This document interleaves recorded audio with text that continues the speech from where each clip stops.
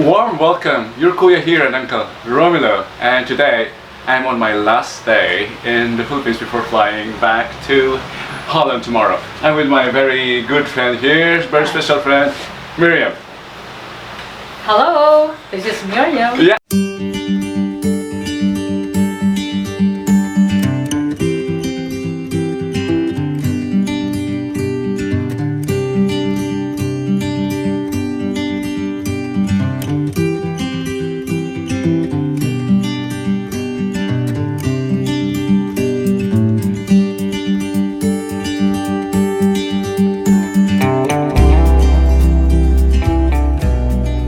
In this very hot midday in Cubao, we'll be cooking laing, and as you call it in Bicol, Tinoto. tinoto. Yes. And it's authentic because we have someone here who comes from Bicol region who will Bicol. show us how to make tinoto. And we'll be doing it in TAGLISH because this recipe appeals more to our kababayan, Flip or Pinoy.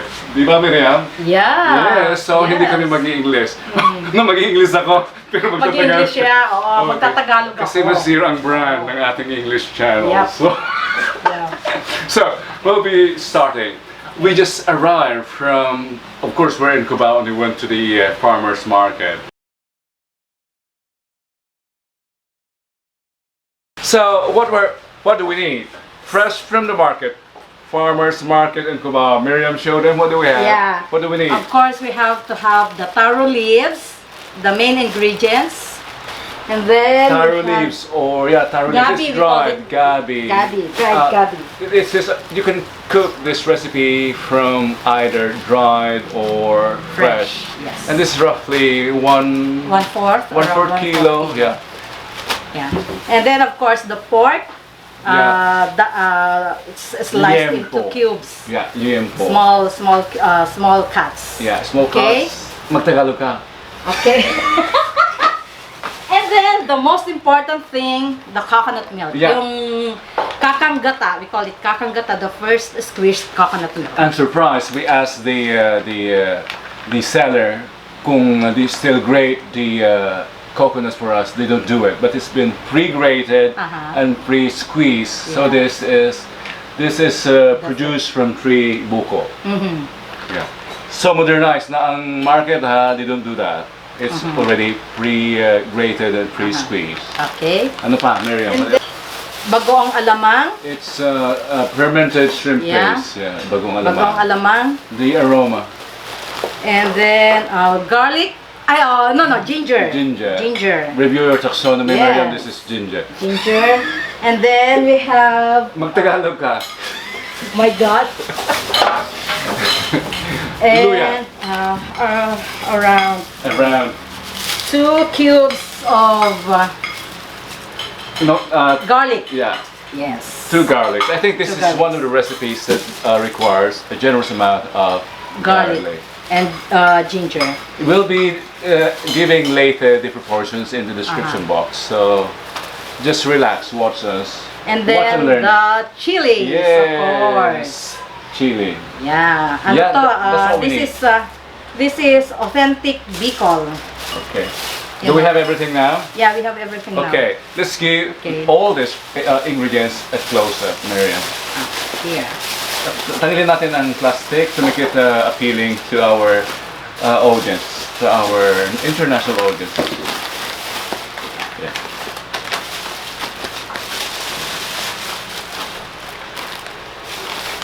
And then we'll put more. Okay. Sige. There.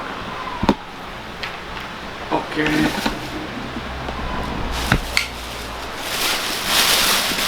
And these are the ingredients that we need. And as a side note, while cooking this, look what we're cooking. Ta-da! This is for real.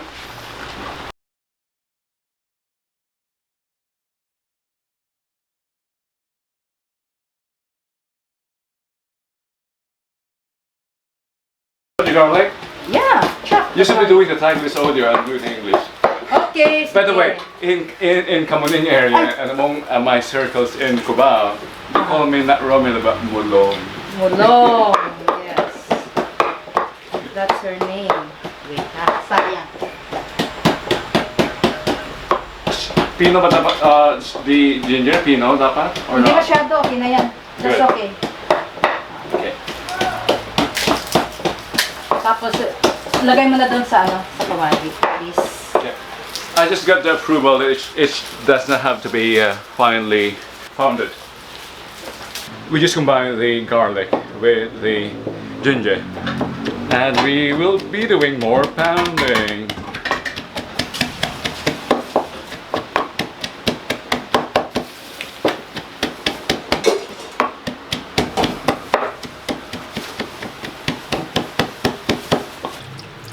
What are we going to do next, Meriam? Anita? We will put it together. Lahat ilalagay sa kawali. Okay. Together with the coconut milk. Every ingredients Yes. all at once All together. at once. No stir fry, no sofrito needed. Yep. Okay, pork. Here. Baboy. And then, pagkatapos ay the ginger and garlic. Yeah. Yeah. All the ingredients together. Together. Remember, we're cooking authentic Bicolano Laing. Bicol region, the spiritual home of Laing. Or in Bicol, what is it called again? Tinata. Tinete. And then, of course, the coconut milk. Wait, just open it up. I'll cut it. You do the Isang bag na ganito ay equivalent to 3 coconut, whole coconut. Again, the proportions. For a kilo of dried laing, we need 3 coconuts, mature coconuts, or 3 cans of milk. If you're Yan. living in an area where there are no fresh coconuts available, you can use the canned coconut milk instead. Use 3 of those, 3 cans for a kilo. What else do we have to add, And Meriam? then we These will are the rest of the ingredients. Tapos lalagyan natin ng alamang, Yeah, this is shrimp paste. shrimp paste. Very common in most Asian dishes. In Myanmar, in Indonesia, this is being used. Even in Thailand. I think this, parang 2 tablespoons yata itong one ganito. One plastic Yeah. small. Yeah. Roughly, around 2 to 3 tablespoons, Yeah, I think. tablespoons. Which is enough. Do we need to add salt, Meriam? Later, no, we'll not go. We will not be adding salt, but we will be adding some more of this kung kailangan Okay. pang Al timplaan. gusto. As desired, according to taste. And then after that, we'll mix it. Haluin lang. We'll just mix it. Hahaluin lang. Okay, and then we'll turn on the stove, High flame or low flame? high flame. So, Yeah. habang niluluto, kailangan siyang haluin para hindi mabuo yung gata. Okay. Mga ilang minutos yan na Until How many? na mag-boil siya. Okay, just Okay. let it boil. Yes. And once it boils, what do we do? So, pag nag-boil siya, hintayin mo nang medyo magmantika yung coconut oil, yung coconut milk, and then after that, we will put the taro leaves. Yeah. And for our Ilocano watchers there, yung what she means with magmantika is agladak-ladak ko na. When it begins to form ladak-ladak, that's time to add the taro leaves. Okay. Yung laing nga pala, yung nabili namin buo pa siya. So, kailangan siyang i-shred. Like this Manually? one. Yeah, I want it manually. Because it's already dry. So, mahirap kasi siya kapag dry na siya na i-cut. Okay. Using what you call that, knife. Pwede rin namang scissors, but I prefer by hand. Okay. Aman. Okay, I'll help you with that. I'll help Meriam do the shredding. This is something relaxing. Really. That's why cooking is therapeutic, especially when you're cooking, preparing for a party. It's therapeutic. This menial task of sweating.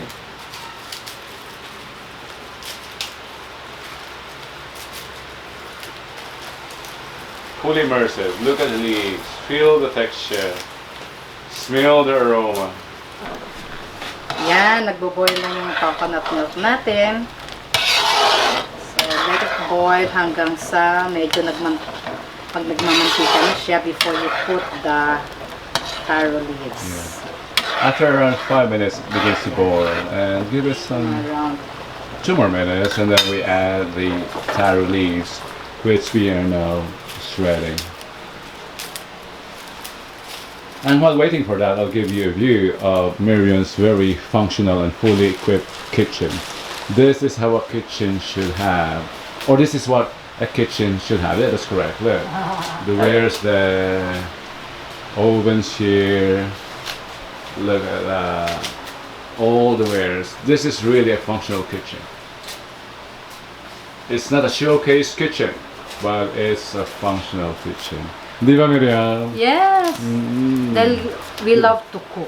Yeah, and we love My food. sister loves to cook. Yeah. So, And food can be messy, really. yeah. So, now, lalagyan na natin yung taro leaves or gabi sa ating coconut milk. Yan.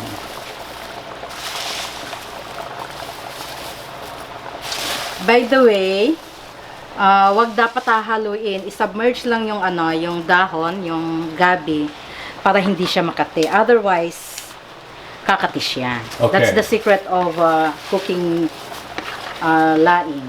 Caution, do not mix, just submerge it Submerge it. to prevent the recipe from getting itchy.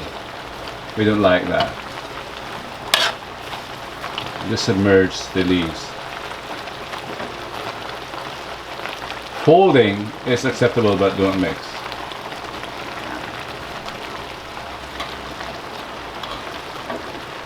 You know what? You know, something that I discovered in Europe is instead of taro leaves, although these are available in most Asian stores, I use kale or boerenkool for the Dutch-speaking audience for this recipe, and it just tastes lovely and heavenly. So try that. Instead of taro leaves, this is endemic to the tropics and Polynesia, especially. This is the yeah. Again, instead of taro leaves, which are difficult to find in the temperate regions of the world, try boerenkool or kale. It's very hot in the kitchen, that's why we move into the dining area. Meriam, what are we going to do here? Okay, sige. Habang niluluto yung gabi, gagawin ko ay kakat ko yung mga chilies para mamaya ilalagay natin siya doon para yung ating laing ay medyo maanghang. Okay? So, I'll cut it into, I slice it into, parang ano lang, ganito lang. Small pieces. So, we'll Can just we pound it instead by your hand? No, No. I don't advise to pound it. Or if you have ready chili, the dried one, pwede din naman siya. Pwede as an alternate Can we use chili flakes ingredients. instead? Yeah, it can be. Yun nga, yung dried chilies. Okay. Pero mas maganda kapag fresh kasi yung anghang, andyan pa siya. True. So, doon sa niluluto natin ngayon, mga around 4 pieces or 5 pieces of chili. Only? And then the remaining we'll just put it as a whole kasi Parang iba kasi, garnishing. yung Yeah. iba kasi ayaw ng masyadong anghang. Yeah. For as a safety precaution, just leave some. Meriam advises some uncut, and just put it on top of On your top of- recipe or dish later for garnishing, and also as alternative for those who want their portion more fiery. Yes. Yeah. Diba? Malapit nang maluto. So we will put the chilies. Okay.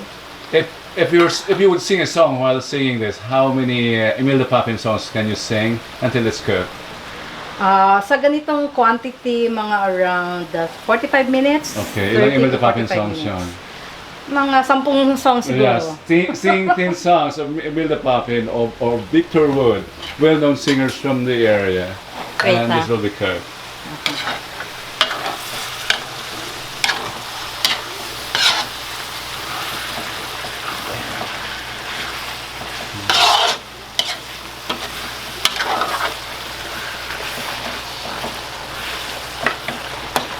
There it is.